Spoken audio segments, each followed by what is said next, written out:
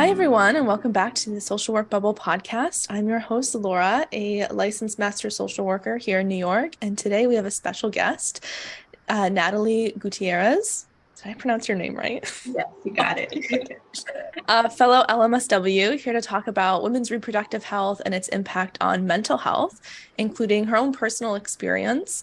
Before we get into today's episode, don't forget to like, share, and follow the podcast on whatever platform you're listening on. Now let's dive in. Thank you so much, Natalie, for coming on today. I'm really excited to have you here.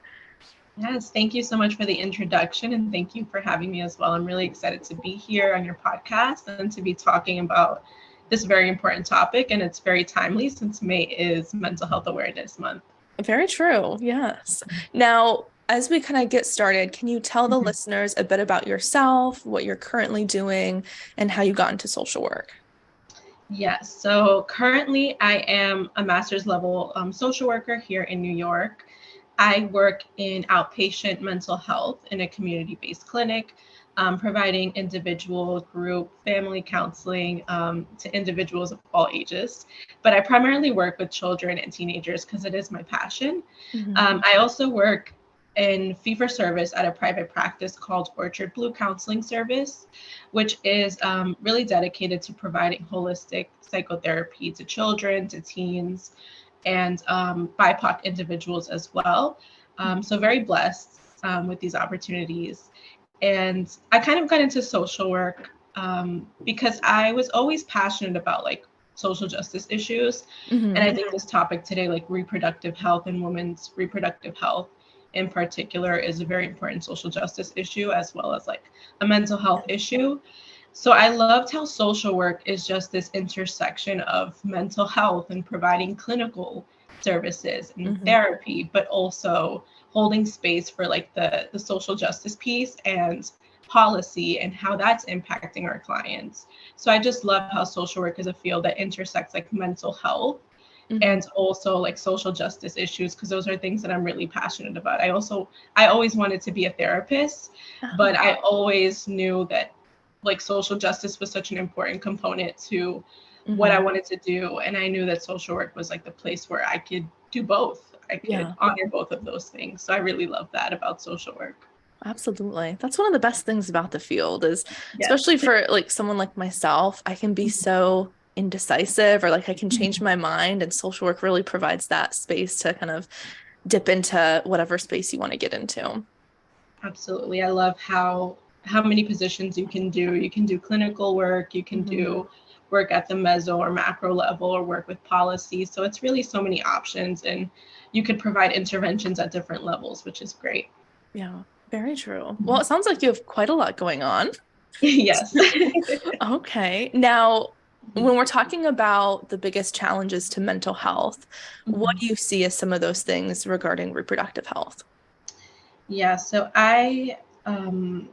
as someone who has a history of like anxiety and depression, having a chronic illness in general, like broadening it to chronic illness and then like reproductive health issues, it impacts the day-to-day life of an individual. So, for example, as someone with PCOS, like the symptoms can be very impactful on a day-to-day level. And a lot of research has shown that a lot of women with PCOS and other reproductive health disorders have a lot of struggles with depression and anxiety.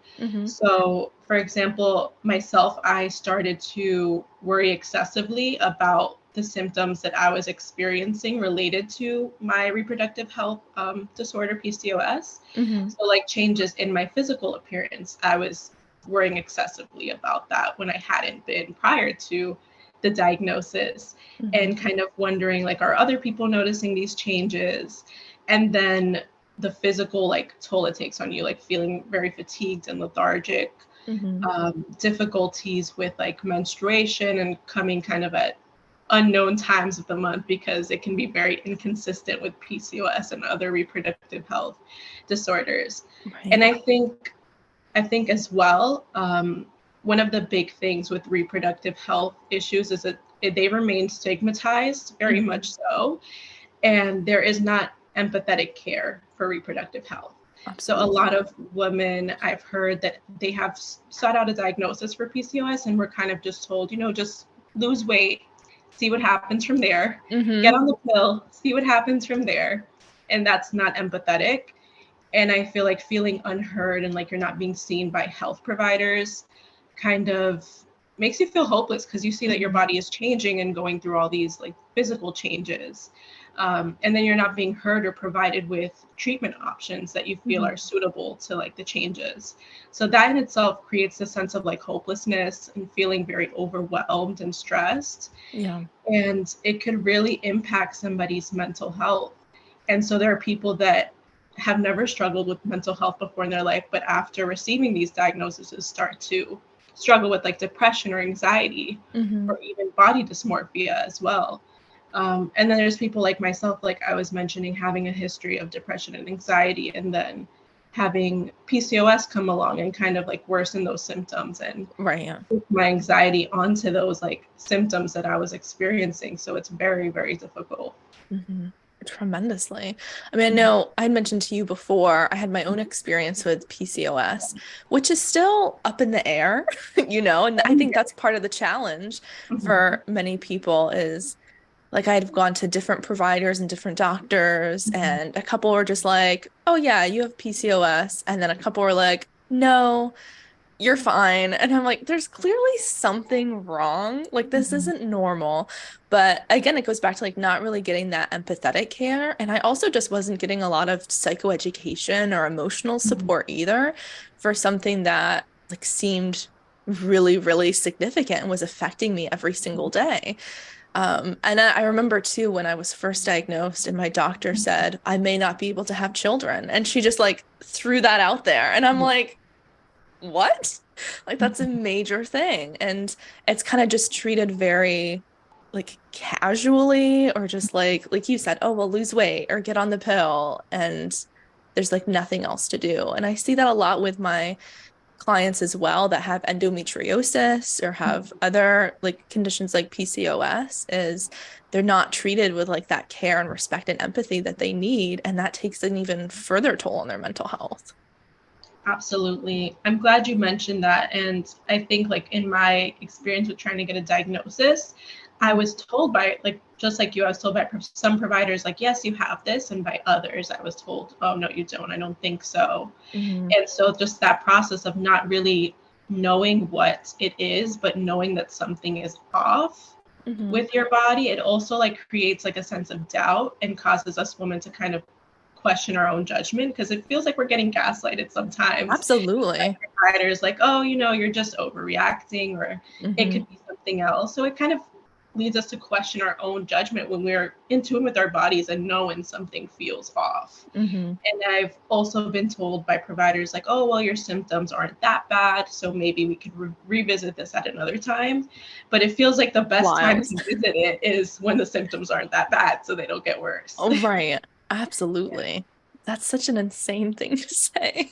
absolutely. Oh my Absolutely. gosh. So there's like a few different things, just like coping with a diagnosis in the first place and something like a chronic illness and the physical impact of that, but also just what that means for us emotionally, not only just with how hormones can impact our mood and emotions, but just coping and processing with this idea of like, okay, my life is going to be different now that this is part of my experience. Yeah, and there's the very distinct symptoms, like, for example, some women with PCOS have like excess androgen levels and Mhm. testosterone levels, which all women have those like hormones, but women with PCOS have them like elevated. And I've done a lot of research on it. So Mhm. it can lead to like acne, it can lead to excessive like body hair, and those are things that also open you up to like criticism and judgment from others because as a society we feel very comfortable commenting on women's appearances and their bodies, Yeah. and a lot of these symptoms also open you up to those comments, and sometimes it'll be your own family members pointing out like, oh, Hmm. you've gained some weight, or you're breaking out, you should try this. Hmm. And they try to make it sound like well intentioned, but it's hurtful, and Yeah. especially when these are things that you cannot control.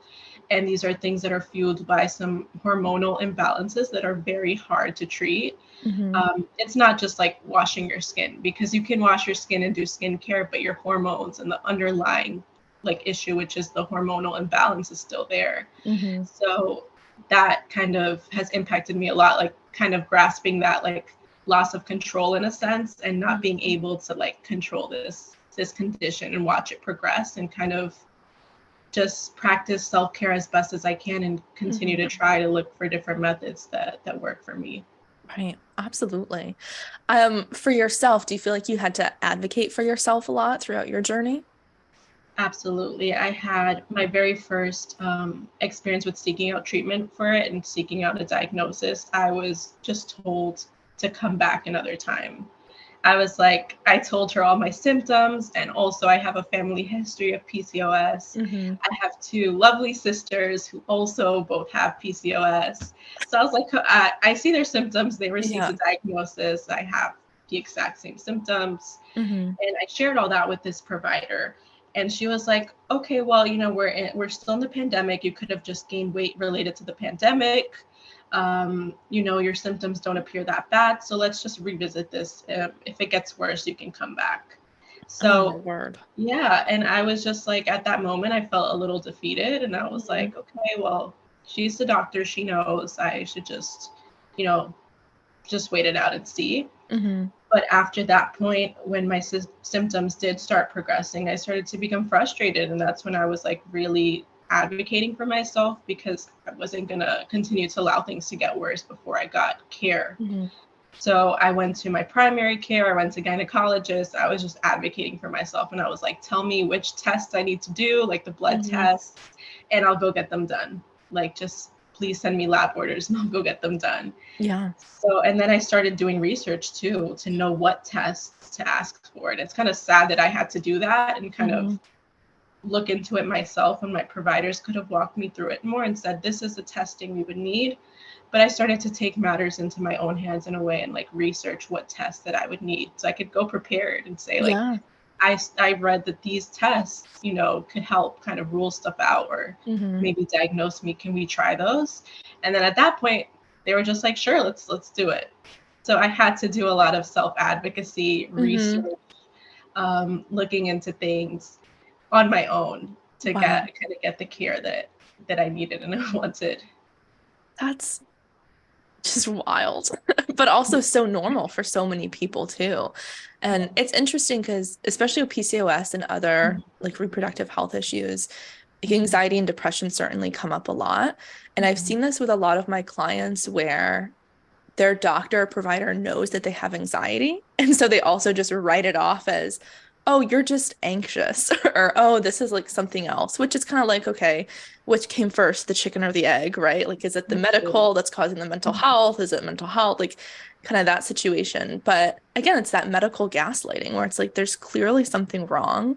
I know when I was and kind of still am going through my journey, so many doctors were just like, you just have really painful periods. And I'm like, that doesn't feel normal though. Like, and it's just like women's suffering is so normalized where it's just like anything that could be painful is just written off as okay, which is not okay.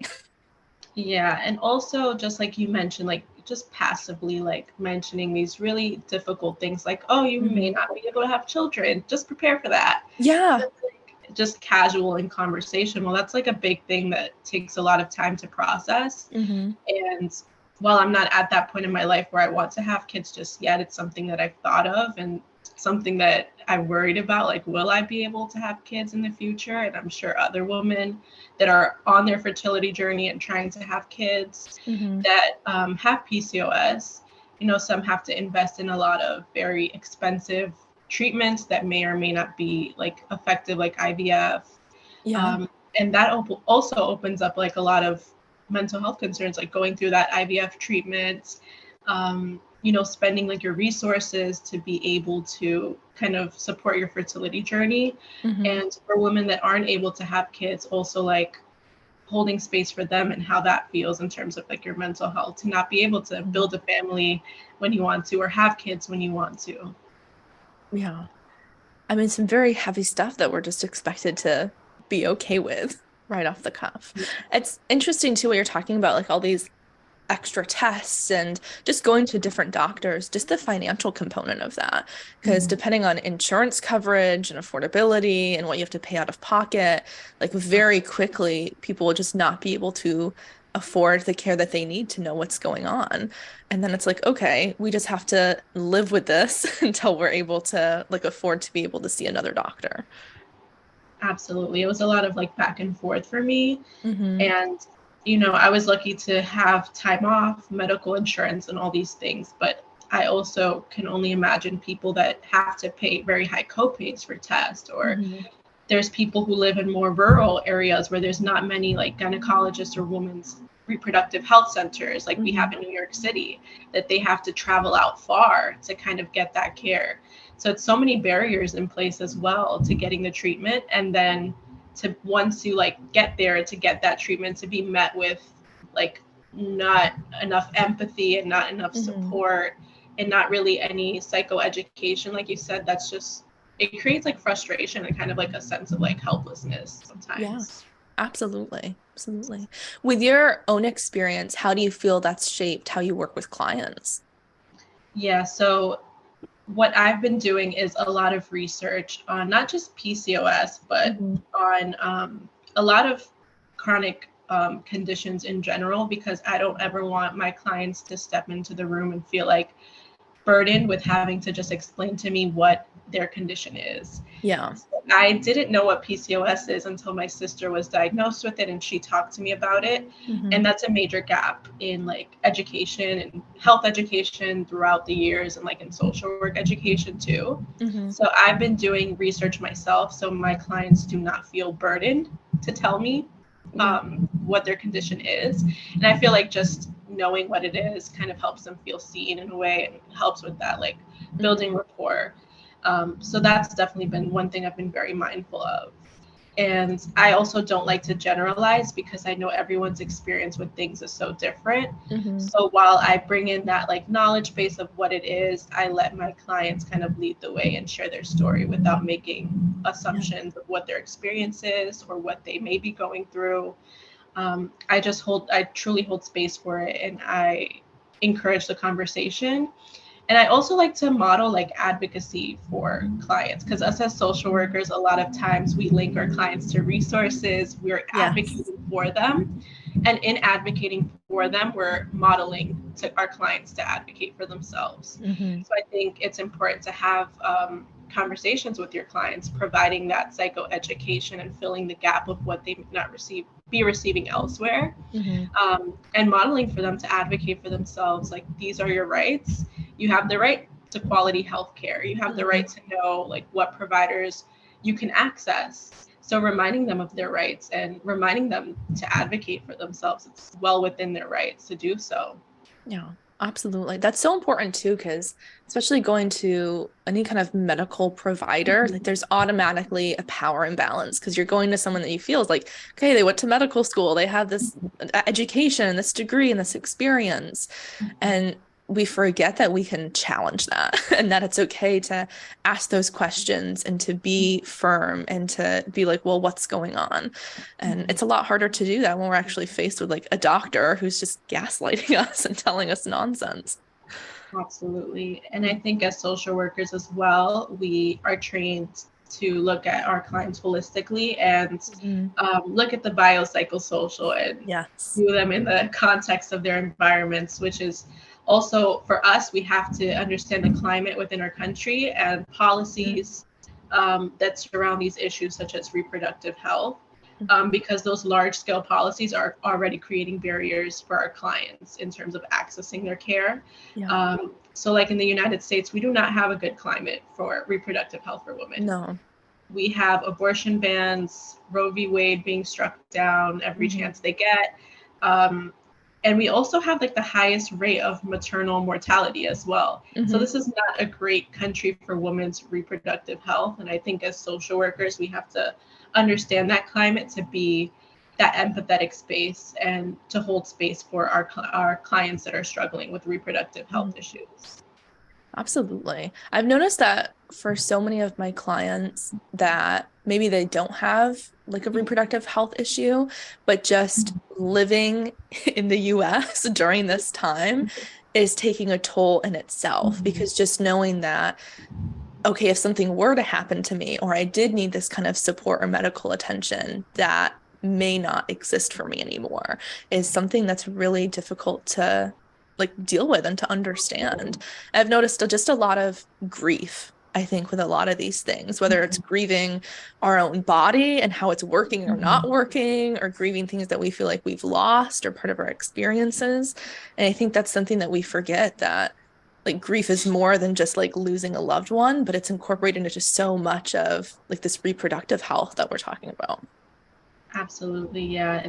It can be triggering to watch our rights and our bodies be regulated by lawmakers, and kind Mm-hmm. of how involved they really are in making sure women don't have access to good reproductive health. Like you would think they Yeah. would want women to have access to good quality reproductive health, but it seems Mm-hmm. like they're very committed, like policymakers and politicians in this country are committed to making sure we don't have those rights. So it's triggering. It's triggering, and like dealing with it on a daily basis, on the micro level in your life, having a reproductive issue, and then looking and seeing the societal messages that are being sent out about reproductive health, and sometimes like internalizing that, it makes the struggle even more real. Mm-hmm. Absolutely. Now, at least with your own experience, how have the healthcare professionals you've seen impacted that journey for you, whether better or worse? Yeah, so I have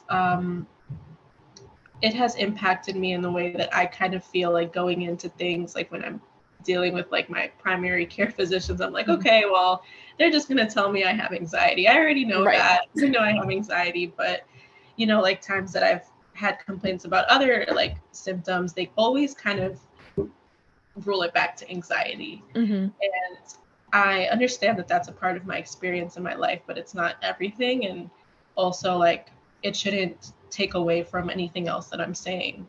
Yeah. So it's like that medical gaslighting. I kind of have grown to unfortunately expect it, but nonetheless, I expect that. But I'm going to continue to advocate for myself. I am Mm-hmm. going to continue to express my concerns, and if I feel like it's not being met in one place, I'm going to seek a second opinion or a third opinion, because Mm-hmm. I want to be heard. And I would always encourage other people to seek multiple opinions. And also, if you feel like you're not getting the care that you deserve and that you have a right to look at other providers as well. Mm-hmm. Look at specialists too.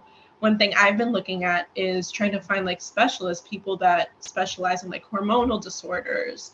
Yeah. um, there's like PCOS specialists, so looking into someone who specializes that, they probably have lots of experience working with people Mm-hmm. with these like reproductive health issues, and they understand that it requires lots of empathy. It requires a lot of understanding, and they have that experience and knowledge to be able to work best with you.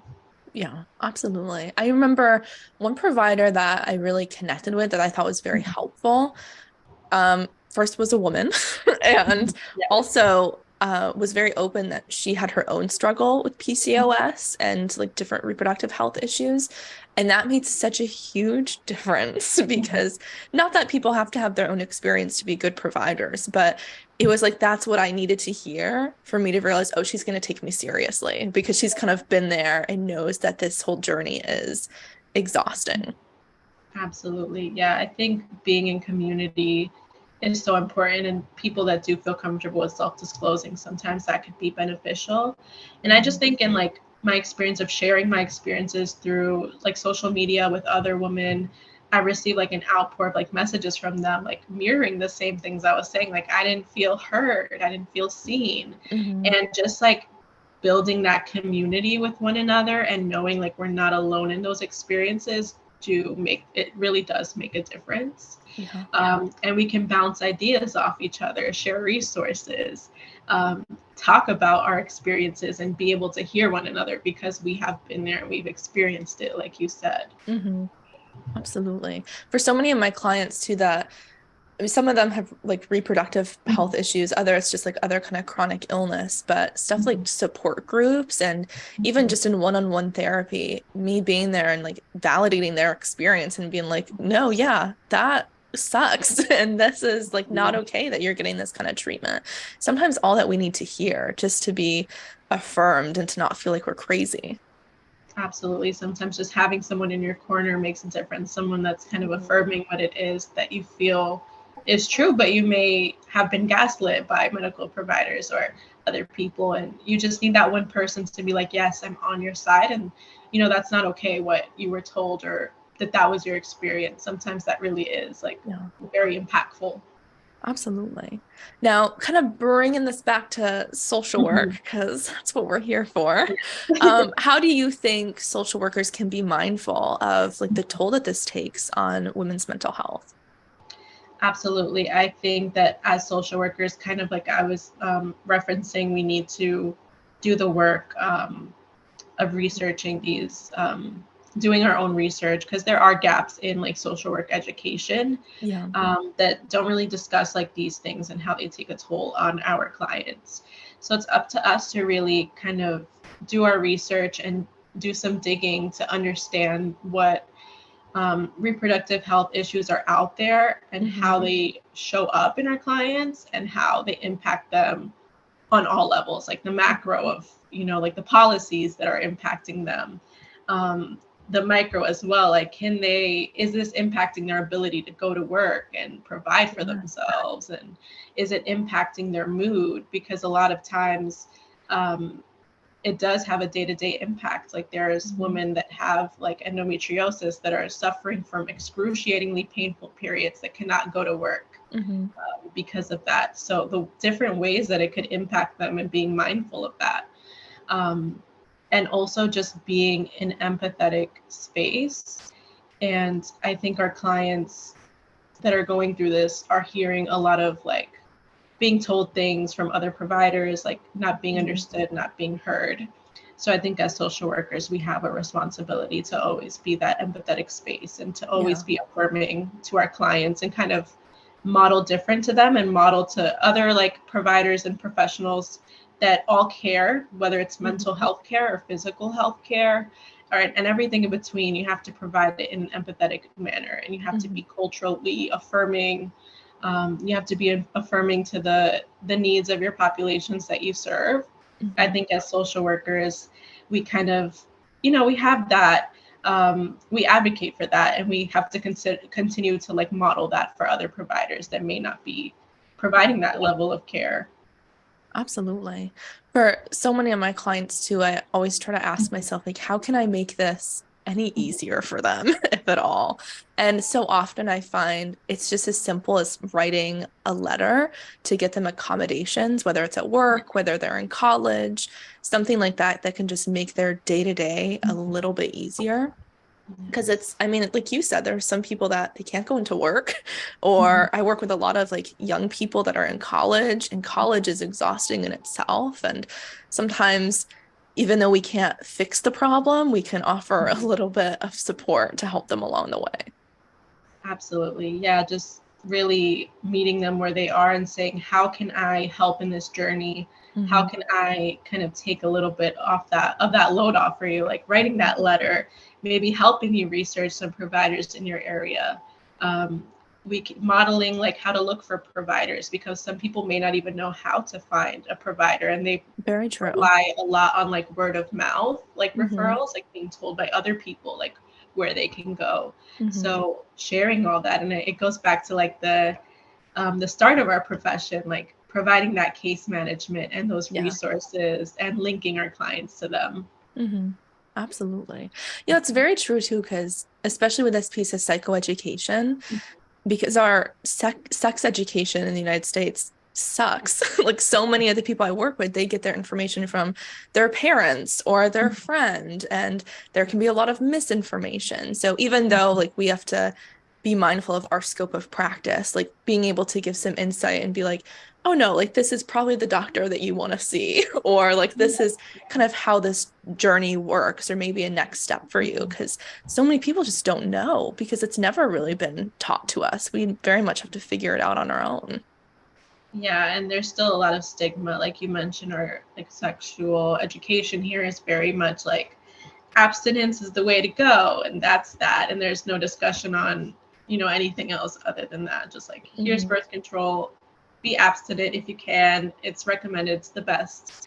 Um, and it's very like, it's very biased as well. Hmm. And yeah, I think it's just not enough. There's too many gaps. And I don't think I've ever learned about PCOS in a classroom setting. It was Never. something that life just taught me. Hmm. And that shouldn't be the experience for women and for people in general. I think it should be something that's taught. It should be included in curriculum. I think social work schools as well Hmm. need to encourage more like conversation about reproductive health, the rights and like the challenges that women are facing, Hmm. and also yeah, just provide encouraging as well social workers to do more research and kind of like take it upon themselves to educate ourselves on chronic conditions in general, because they really do intersect with like the mental health of our Absolutely. clients. Absolutely.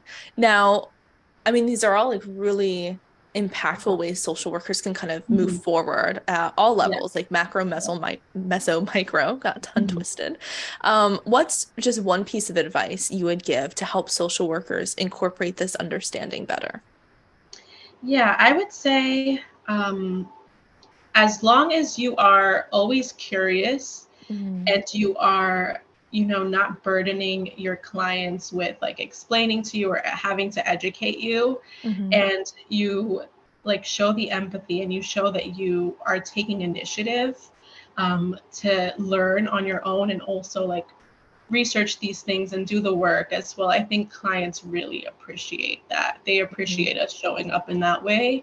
um, so it's something as simple as like, oh yeah, PCOS, I've heard about that. I've done some research, I've done some reading. Yeah. It goes a long way. So sometimes we think we have to like we want to solve our clients' issues. Hmm. We want to do everything. We want to hand them over a pile of resources to go check out. That Yes. could sometimes be great, but it could sometimes also be overwhelming and not what the client needs. Hmm. So I think just showing up and knowing like you're there to listen and that you've done some work on your own time as well to kind of understand all the different things that could impact our clients. I think that goes like such a long way and is greatly appreciated, especially for people who aren't being listened to in other places, like from their physical health providers. Yeah. So I think holding space for that is greatly appreciated. And the little things really do count. Just knowing this condition and knowing the way that it would impact your clients, and giving them the space to kind of feel like, okay, hey, I don't have to catch you up on like what it is. I can just share my experience and what it's been like for me. So I think Hmm. that's a very like kind of small way that us social workers can try to Yeah. integrate this into our practice. Absolutely. I think that's so helpful. And this whole conversation, I think, is something that we've never talked about before. And exactly like you said, a huge gap in our education. So, I mean, I really appreciate you coming on and kind of sharing your own experience, but also just as a social worker, your experience there. For listeners that want to keep following your journey, where can they find you at? Yes, so I am on Instagram at Healing Corner with Nat. I provide a lot of like education on there and mental health content to kind of fill in those gaps, like we're talking about. Awesome. And also, PCOS and mental health is something that I've talked about on there and I will continue to talk about and advocate for. Hmm. So, yes, please find me on there. I'm also on LinkedIn. You can find me, Natalie Gutierrez, LMSW, to continue to follow just my social work journey in general. Hmm. And also as a, fee for service clinician at a private practice that I mentioned earlier, I believe I have space for some clients as well. So Oh, for anyone who ever wants to work with me, yes, that's where you can find me. amazing. So yeah, thank you so much for having me today and for creating this space.